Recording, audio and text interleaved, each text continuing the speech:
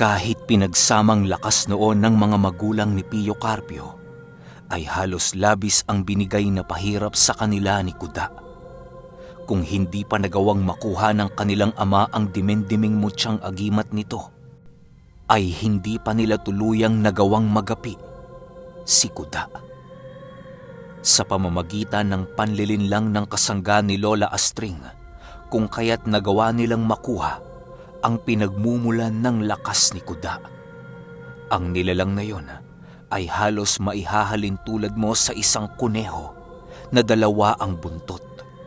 Kulay itim ang mga mata nito at kulay abo ang buo nitong balahibo. Hindi ginagamit ang ganoong uri ng nilalang sa pakikipaglaban, bagkus ay ginagamit ito sa pangunguha ng mga mahahalagang bagay katulad ng mga mutya. Nang makuha na ito ng kasangga ni Lola Astring, pinilit pa rin itong bawiin ni Kuda.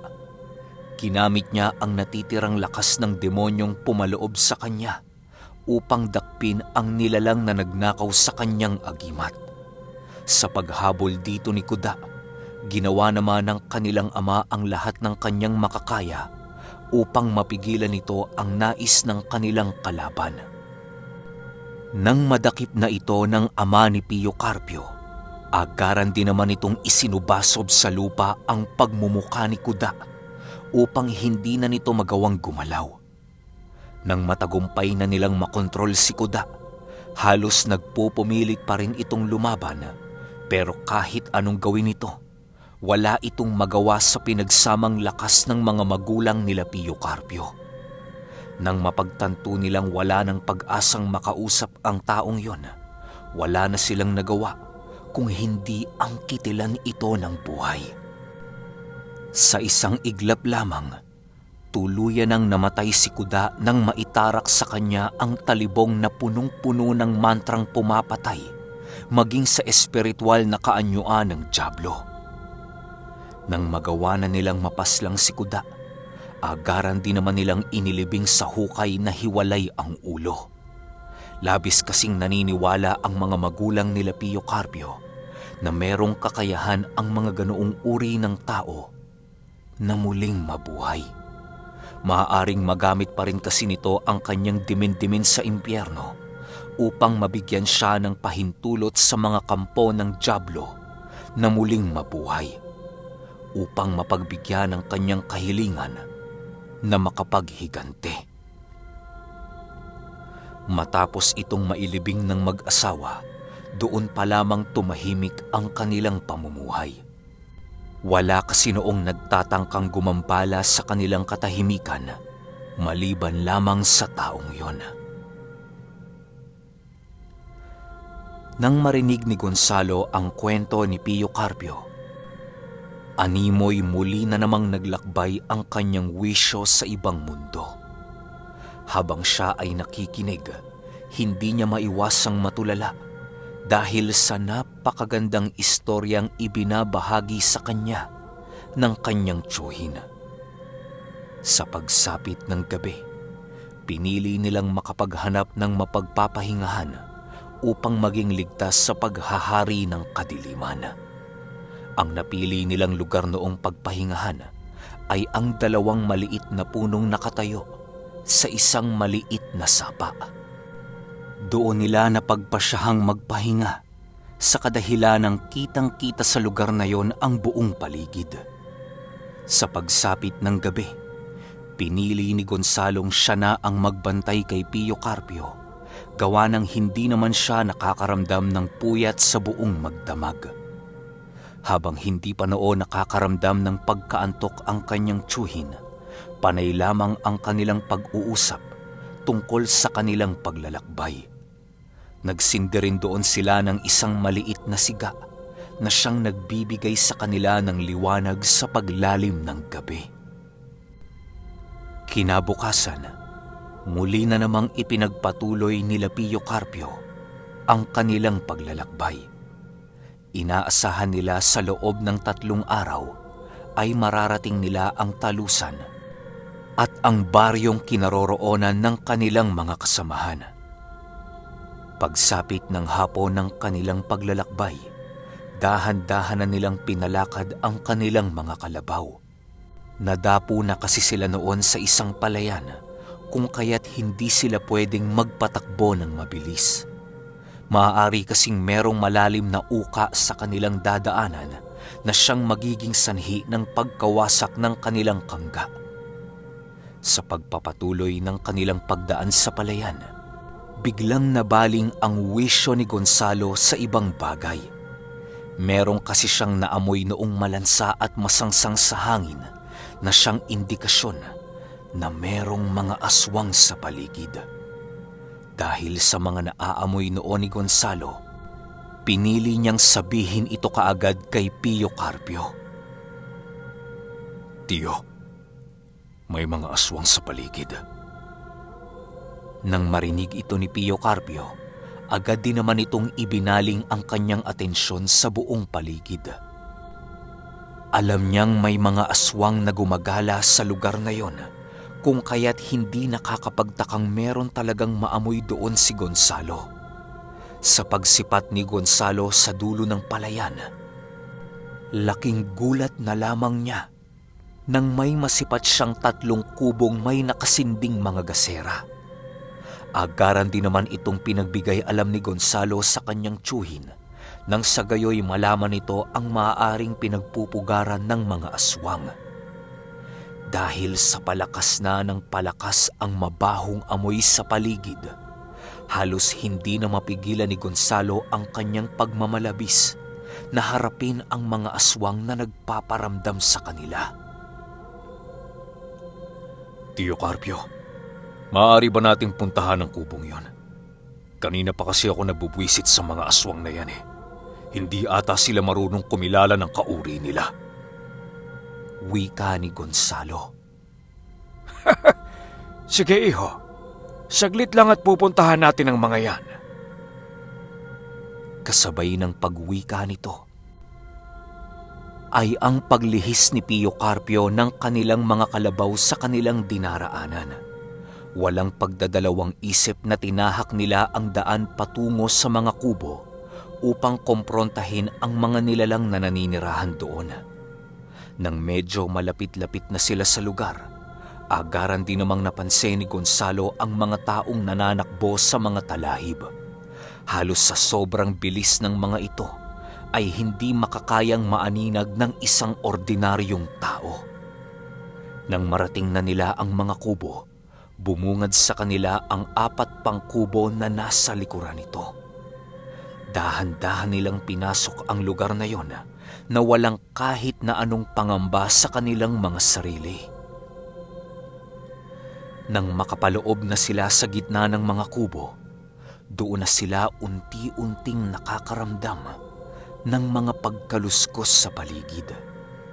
Nang maramdaman nilang malapit nang magpakita sa kanila ang mga aswang, pinili nila Pio Carpiong bumaba sa sinasakyan nilang kalabaw.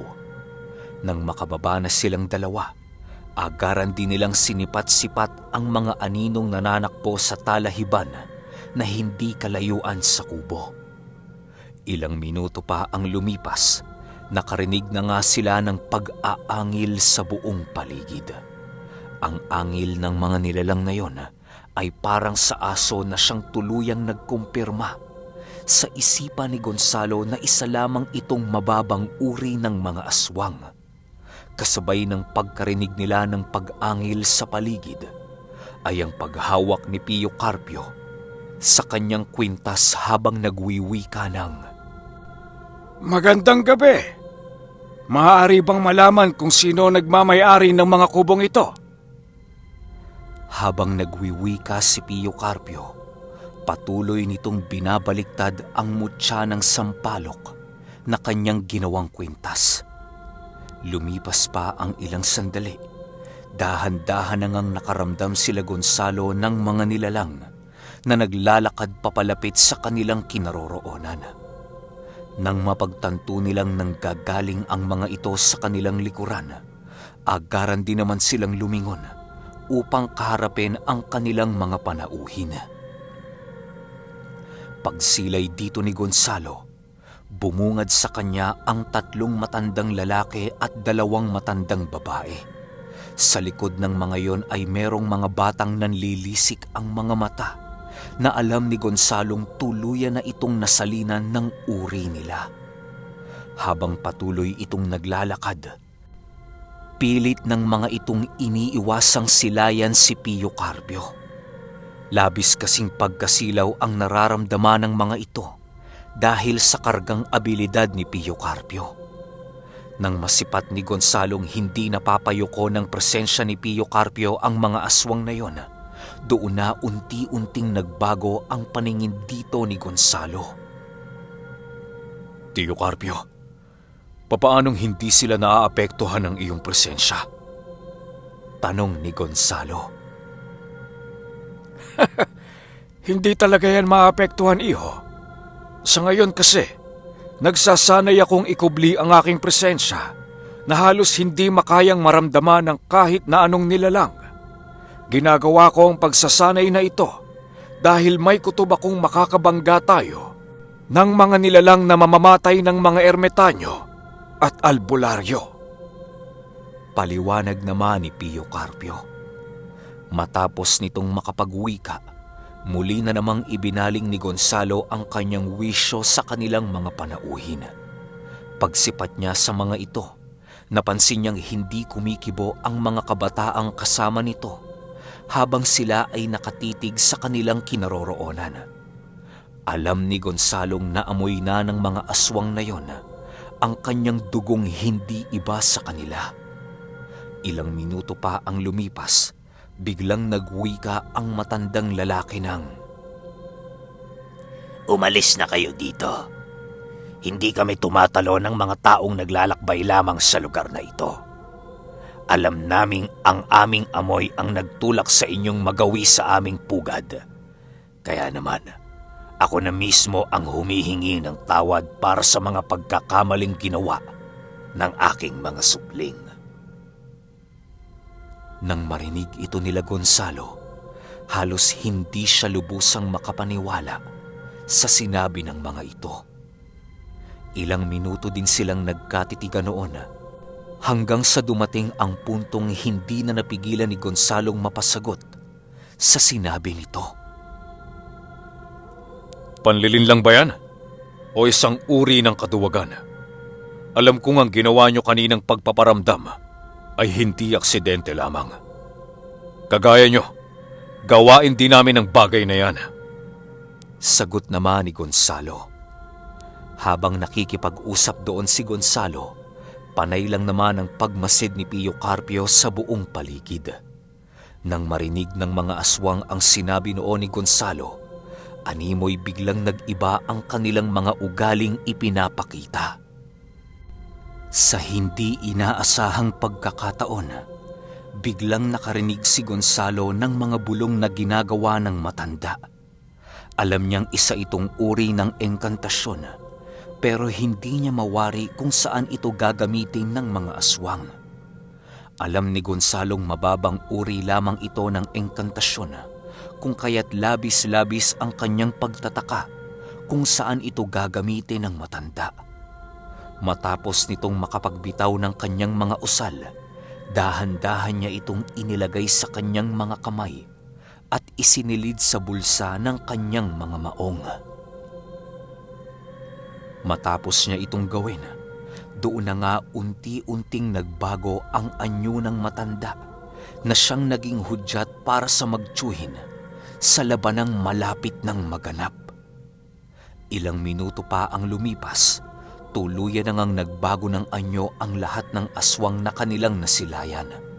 Paglalarawan dito ni Gonzalo, meron itong kulukulubot na mga balat at matatalas na mga tenga. Buhaghag din ang mga buhok nito at meron itong nanlilisik na mga mata. Naglalaway din ito ng walang tigil na para bang ilang taon na silang hindi nakakatikim ng laman ng tao. Meron din itong mahabang mga braso at wala itong mga pakpak kagaya ng ibang aswang. May mga matutulis din itong mga kuko na siyang pangunahing ginagamit nila sa pakikipaglaban. Kasabay ng pag-alulong ng mga galang asong nasa paligid ay ang pagsugod ng dalawang matanda sa kinaroroonan nila Gonzalo. Nang medyo makalapit-lapit na ang mga ito, bigla itong natigilan nang tumingin sa kanila si Pio Carpio. Kasabay ng pagtitig nito sa mga aswang ay ang pagpapakawala nito ng kanyang mapangwasak na presensya sa buong paligid. Ang paninginoon ni Gonzalo sa kanyang tiyuhin ay parabang meron itong nag-aalab na mga apoy papaikot sa kanyang buong katawan. Matapos itong gawin ni Pio Carpio, maging si Gonzalo ay hindi maiwasang lumayo sa kanya. Ang mga aswang na papasugod na sana sa kanilang kinaroroonan ay biglang napasubasob ang mga pagmumuka sa lupa habang ito ay nagsisiiyakan. Ang ilan naman sa mga kasama nito ay hindi na napigilang lumayo sa kinaroroonan ni Pio Carpio upang hindi sila lamunin ng mapangwasak nitong presensya. Kasabay ng pagkakasubasob ng mga pagmumuka nito sa lupa ay ang dahan-dahang paglakad ni Pio Carpio habang patuloy na hinahawakan ang kanyang kwintas. Si Gonzalo naman noon ay halos sumikip na ang dibdib dahil sa kanyang mga nararamdaman. Nang makalapit na si Pio Carpio sa mga nilalang, ay halos maging ang paghinga ay mahirap nang gawin para sa mga ito. Patuloy pa rin ang pagtulo ng kanilang laway pero kitang-kita ni Gonzalo ang pagdilat ng mga mata ng mga aswang na parabang mawawala na ito ng buhay.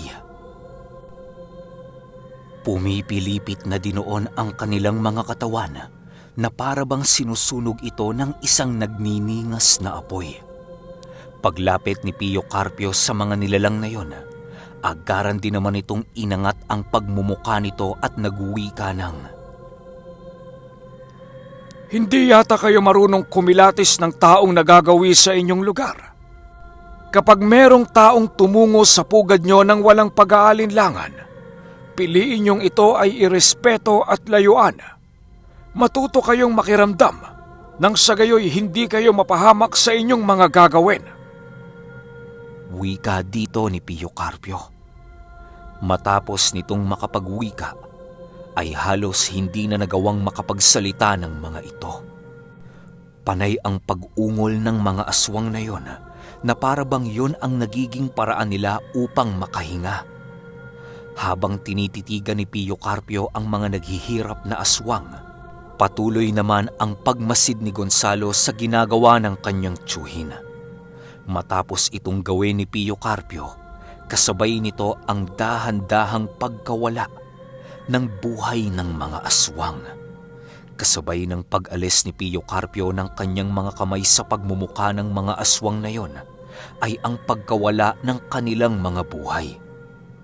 Nang mapagtanto niyang tuluyan ng namaalam ang mga aswang na yon, pinili niyang iwan na lamang ito at muling ikubli ang kanyang presensyang pinakawalan. Matapos niya itong gawin, doon na nga tuluyang bumalik sa normal ang buong paligid. Iho, halika na't aalis na tayo. Wika ni Pio Carpio. Nang marinig ito ni Gonzalo, agaran din naman itong lumapit sa kanyang tiyuhin. Habang sila ay naglalakad, halos hindi maiwasan ni Gonzalong magtanong tungkol sa pagsasanay na ginagawa ng kanyang tiyuhin. Sa tamang panahon, iho, malalaman mo ang sikreto ng aking pagsasanay na ginagawa. Ipapagawa ko rin sa iyo to kapag tuluyan ka ng naging ganap na nilalang na nasa panig ng kanan. Wika ni Pio Carpio. Matapos nitong makapagsalita, muli naman silang nagpatuloy sa kanilang paglalakad. Nang makalapit na sila Gonzalo sa kanilang kalabaw, bigla siyang natigilan sa kanyang kinatatayuan nang masipat niyang nakatitig sa kanya ang iilan sa mga naiwang pamilya ng aswang na pinaslang ng kanyang tiyuhin. Walang sabi-sabi, agaran siya nitong sinugod ng walang pagdadalawang isip. Bago pa man tuluyang makalapit ang mga ito sa kinaroroonan ni Gonzalo, bigla silang napatigil nang masipat nila ang kakaibang kaanyuan ni Gonzalo. Matapos nila itong masilayan, doon nila naramdaman ang labis na kilabot sa kanilang mga sarili. Halos silang lahat noon ay natigal po dahil sa sobrang lakas na ipinamalas ni Gonzalo. Nang dinukot nito ang 2 tabak ni Mapulon sa lupa, ay mas lalong nguminig pa ng husto ang mga katawan ng mga ito, na halos lumayas na sa kanilang mga katawan ang kanilang mga kaluluwa. Matapos kunin ni Gonzalo ang tabak ni Mapulon, agaran din naman itong naglakad papalapit sa mga aswang na nagtangkang kitilan siya ng buhay. Hindi na nagawang makatakbo ng mga aswang dahil sa sobrang takot nila kay Gonzalo. Ang unang nilapitan noon ni Gonzalo ay ang matandang lalaki upang masipat niya ang labis na takot nito sa kanyang mga mata. Ang sabi ng tsuhin ko, kilatisin niyong maigi ang mga kaharap ninyo. Huwag kayong magpapadala sa inyong mga emosyon dahil yan ang maaaring magtulak sa inyo sa kapahamakan. Maaaring may namatay sa inyong uri pero naway huwag kayong magpadalos-dalos sa inyong mga desisyon. Alam kong masakit ang mawala ng mahal sa buhay, pero sana inyo ding maisip na meron pang natitirang mga buhay na nagmamahal at umaasa sa inyo. Huwag niyong itapon ang inyong buhay sa ganitong kadaling paraan. Wika ni Gonzalo. Kasabay ng pagwika nito ay ang tuluyang pagbalik ni Gonzalo sa kanyang normal na kaanyuan. Matapos niyang gawin ang mga bagay na yon, agaran din naman siyang sumakay sa kanilang kalabaw upang ipagpatuloy ang kanilang paglalakbay.